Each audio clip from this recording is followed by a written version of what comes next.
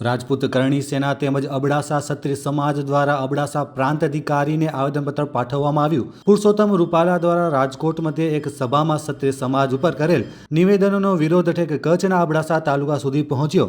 અબડાસાના મુખ્ય મથક નલિયા ખાતે પુરુષોત્તમ રૂપાલાના વિરોધમાં અબડાસા ક્ષત્રિય સમાજ તેમજ કરણી સેના કચ્છ દ્વારા અબડાસા પ્રાંત અધિકારી શ્રી વાઘેલાને આવેદનપત્ર પાઠવવામાં આવ્યું હતું, જેમાં આ આવેદનપત્ર મુજબ પુરુષોત્તમ રૂપાલા દ્વારા રાજા રજવાડા અને ક્ષત્રિય સમાજની અસ્મિતાને ઠેસ પહોંચાડતા નિવેદન તેમજ બે સમાજ વચ્ચે કોમી વેમનસ્ય ફેલાવવા બાબતે તેમજ સમસ્ત હિન્દુ સમાજની ધાર્મિક લાગણી દુભાઈ છે।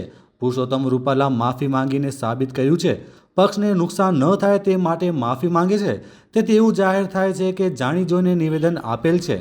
રાજકોટ સભામાં આપેલ નિવેદનને અબડાસા ક્ષત્રિય સમાજ તેમજ કરણી સેના કચ્છ સખત શબ્દોમાં વખોડે છે, તેથી પુરુષોત્તમ રૂપાલા ઉપર કાયદાકીય કાર્યવાહી કરવા માટે આ આવેદનપત્ર દ્વારા રજૂઆત કરવામાં આવી હતી। આ કાર્યક્રમમાં કરણી સેના, ક્ષત્રિય સમાજ, અબડાસા સહિત તાલુકાના દરેક ગામમાંથી રાજપૂત સમાજના અગ્રણીઓ જોડાયા હતા।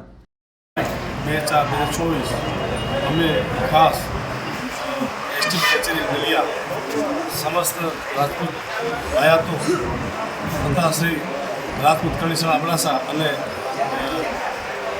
સમસ્ત ક્ષત્રિય ભાઈઓ અબડાસા આજે એકત્રિત થઈ અને રૂપાલા વિરુદ્ધમાં અમે આવેદનપત્ર દિલેલ છે, જેણે ક્ષત્રિયોના ખોટા અને સાવ અર્થ વગરના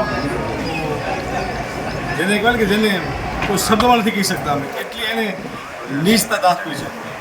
અમને કોઈ પક્ષથી વાંધો નથી, પણ વ્યક્તિગત જે એને વાણી વિલાસ કર્યો છે, નિમ્ન ટિપ્પણીઓ કરી છે ક્ષત્રિય સમાજ વિશે, એ અમે જરાય નથી સાંખી લેવાના। અને જો ભાજપ સરકાર રૂપાલા સાહેબની જો ટિકિટ રદ નહીં કરે તો આનાથી પણ ગંભીર પરિણામ ભોગવવાની તૈયારી રાખે। આવેદનપત્ર આપવામાં આવ્યું કે જે અત્યારે રૂપાલા સાહેબે વાણી વિલાસ કરેલો છે ક્ષત્રિયોના દરબારોના વિરોધમાં, એ એકદમ બિલકુલ ખોટી વાત છે। અને અત્યારે એક અમારા અબડાસામાંથી એક અવાજ નીકળ્યો છે, આવો ને આવો અવાજ આખા ગુજરાતમાંથી, આવો ને આવો અવાજ આખા ભારતમાંથી હરેક ક્ષત્રિયનો, હરેક દરબારોનો નીકળશે।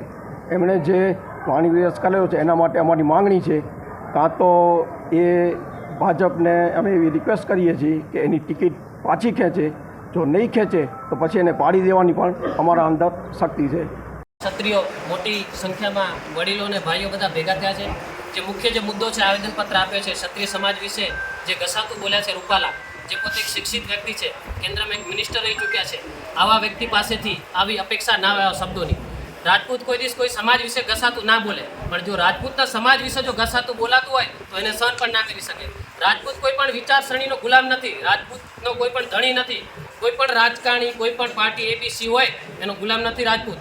રાજપૂત લાત મારી દેશે ગમે એ વિચારસરણીના, પણ પોતાની અસ્મિતા ઉપર, પોતાની બેન દીકરીઓ ઉપર જ્યારે વાત આવતી હોય, જેને ઇતિહાસ ભૂગોળની ખબર ના હોય, એવા લોકો ભૂંગરા લઈને ઊભા રહી જાય રાજપૂતોની ઇતિહાસની ગાથા ગાવા માટે, તો એને ક્યારે રાજપૂતો ક્ષમા નહીં કરી શકે। અને આખા ગુજરાતમાં જ્યારે રાજપૂતોનો અવાજ ઉપડે છે, આખા દેશમાં ઉપડશે, અને આગામી સમયમાં જે વડીલો અને સમાજના જે આગેવાનો નક્કી કરશે એ રીતના યુવાનો એમની સાથે છે, અને અમે સૌ સમાજના કાર્યમાં સાથી છે। જય માતાજી।